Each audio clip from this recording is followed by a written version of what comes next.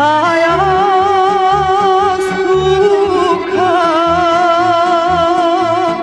glavu podizaše, mrkim okom sablju pogledaše, mrkim okom sablju pogledaše.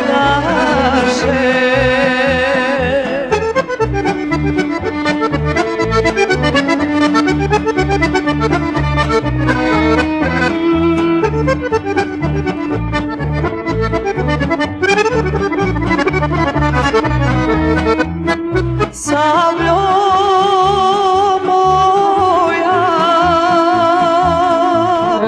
roditelja moga, roditelja bega, Isaj bega, roditelja bega, Isaj bega. Dosta si mi počinila jada, dosta jada oko Beograda, a i muke oko Banja Luke. Hvala vam najljepša.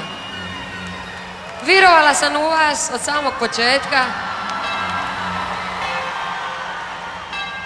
Kao što ste i vi u mene. Hvala vam što ste došli ovdje, što ste učestvovali u ovom našem malom programu.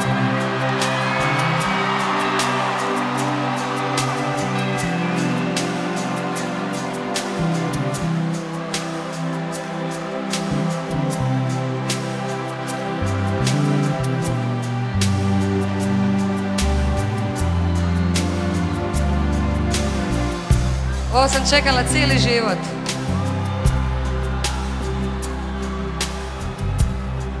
Nima dana, nima ure, da mi nisi cviti pitanje.